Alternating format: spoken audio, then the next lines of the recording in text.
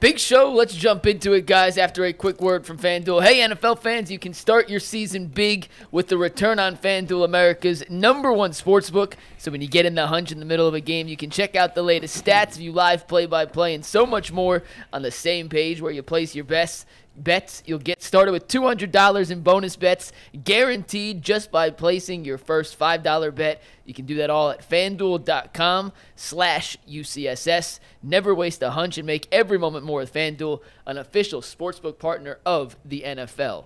We'll preview the Raiders game, the offensive line, the quarterback situations. We'll get to all of that in a sec, but Amari Cooper made a comment yesterday about the local media, and the part that went across everything on social media was a snippet of the full answer. So I want to play you guys the full answer and exchange. Mary Kay asked the question. It's there in open locker room. The question's a little tough to hear. It's about the freeze frame on 4th down, Deshaun not throwing to Jordan Akins. And this is the full exchange between Mary Kay, Amari Cooper, and I'm curious if you guys have any issue with what Amari Cooper had to say. Steve, let's hear it. Can you weigh in on sort of the freeze frame issue that a lot of people have been talking about this week? Just the freeze frame issue in terms of, like, people have been ripping Deshaun for missing Jordan Akins on that 4th and 1 and showing a freeze frame of Jordan supposedly. I haven't seen. I don't even know what you're talking about. Honestly, I haven't seen what you're talking about. So I don't know. I can't really give any commentary on it. Yeah, I'm basically just asking in general. People seem to criticize or comment on what happens on a particular play. But right. Is it not always what it seems? Like I said, I haven't seen that particular thing that you're talking about. But I mean, it's football at the end of the day. Some plays you're going to make, some plays you aren't going to make. I assume that's what they're getting at. It's just like anybody else who has a job. Some of y'all don't ask the best questions, but hey, you don't hear me criticizing. So, I think it's just the nature of the business. I mean, obviously we get scrutinized more than you guys do. So, I mean, I think maybe y'all should start asking questions in front of the camera so they can see y'all's faces. But yeah, I just think that's just how it goes. They see everything we do under a microscope, so we're going to get scrutinized more. Any issue with what Amari said there? I don't. I loved it. No, I got no problem with it. I have zero problem. First of all, when the clip that was going around Twitter yesterday was shorter, it didn't have the part where he kind of giggled there about it. Like, what was initially going around made it look like he was being condescending to the media, like he was and that pissed. he was challenging them. Right. When in reality, he was answering a very good question, by the way, from Mary Kay, because I think, and I wonder what you guys think about this. It seems like more this year than any year before. And maybe it's because we all have access to the plays and the technology. Sure. But it seems like more this year than at any other time I can remember. You've got average Joe Sixpack fan drawing up what he thinks is going on a play, and that's it's not accurate. You're going to have, that's part of the deal, right?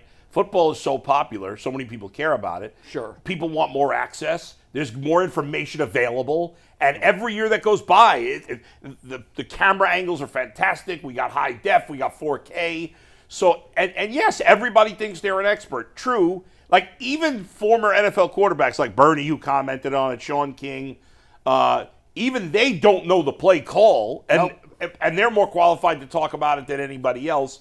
But you need all the information to accurately break down what happens on any given play. But we all think we know what assignments are, but we don't. In the same vein, okay, our job as media, I can't speak for fans, is to give commentary and give opinions. Sure. So you try, if you're trying to do your job as best as possible, which I know we do, and I think most people do, not everybody, is you give the most educated opinion you can get. Well, obviously we don't have every last piece of information, but if we only made opinions on things that we have every last piece of information on, we'd have nothing to say. No, I agree with that, but Bull, I also think it's important that we stay over our skis. We don't get over our skis. And I see a lot of that going on, particularly this year.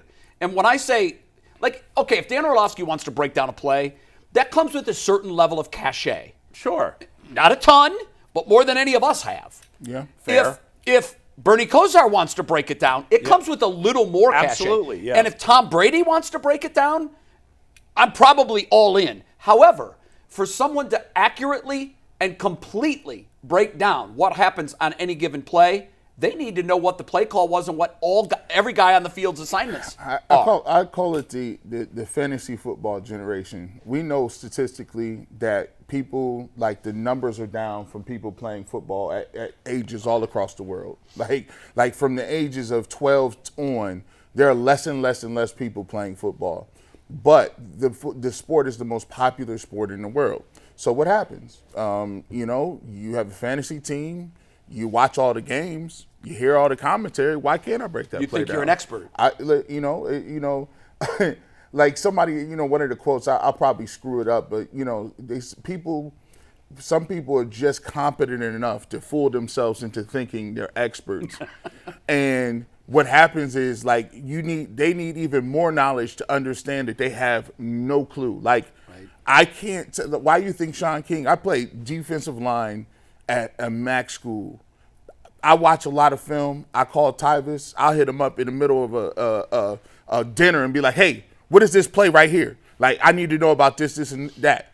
But it's naive to think that guys are screenshotting and circling things and they've never been under center. They don't know what it feels like. And to be truthful, they used to weed people out by, like, if you wanted to talk about the sport, they weeded you out by being like, okay, buddy, you come to conditioning for 2 weeks.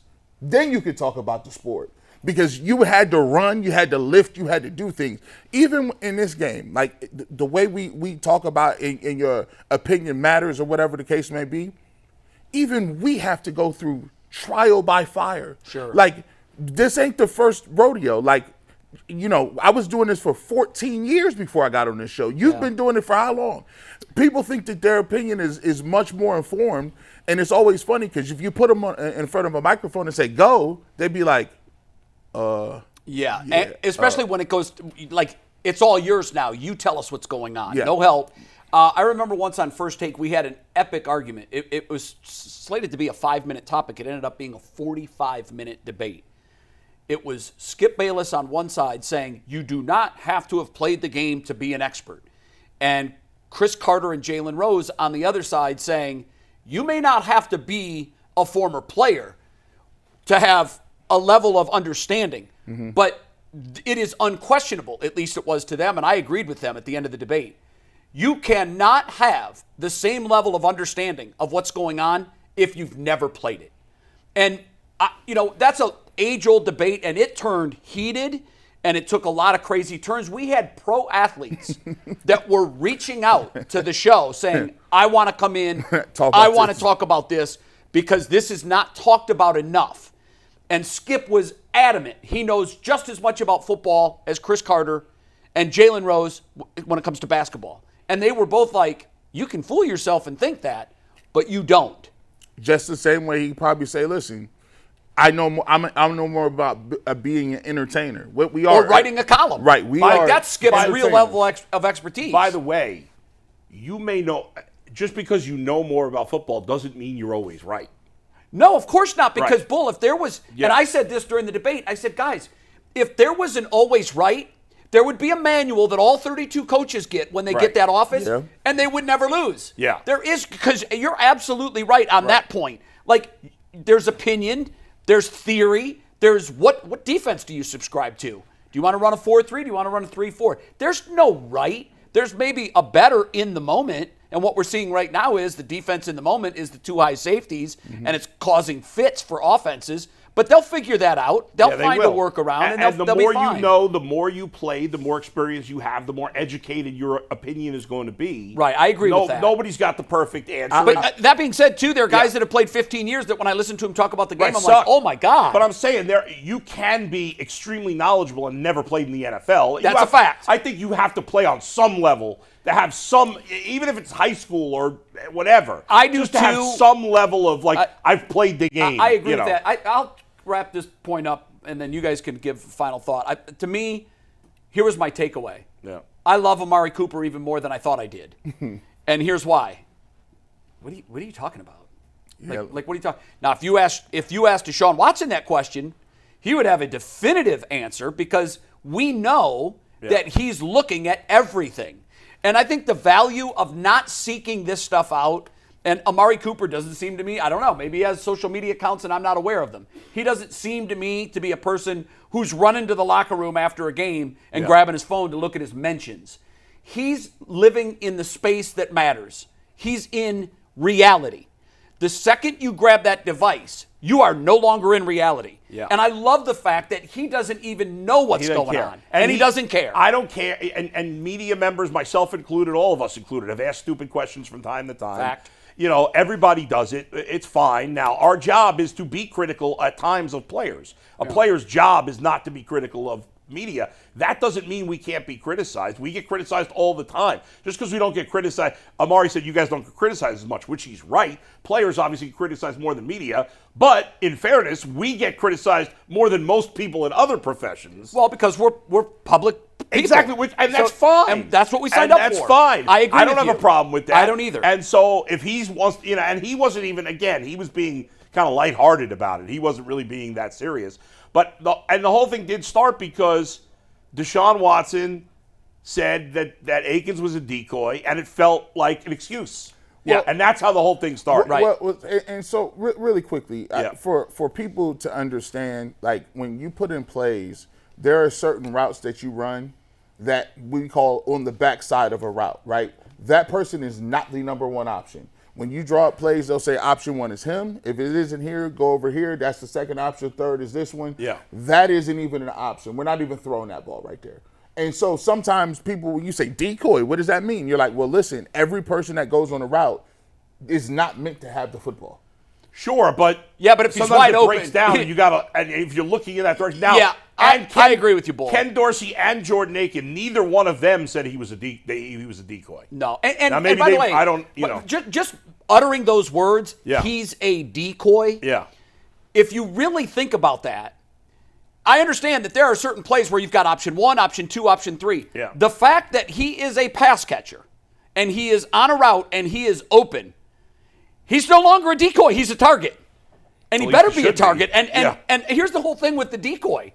If you stop throwing to decoys and only your primary receiver, because remember, the primary receiver is the target, but then you option down. Okay, what's my second read? Here. Third read. What, he wasn't at least the third read? You've got to go through your reads, and if there is an open pass catcher on the grass, he better be a target. And I think, and by the way, I've talked to players in the league that said that answer is absolute garbage. Garbage. He never should have said it. He probably would like to have it back. But I don't care if he's a decoy or not on that given play. If he's open and he's a pass catcher, he's got to be the target. Do we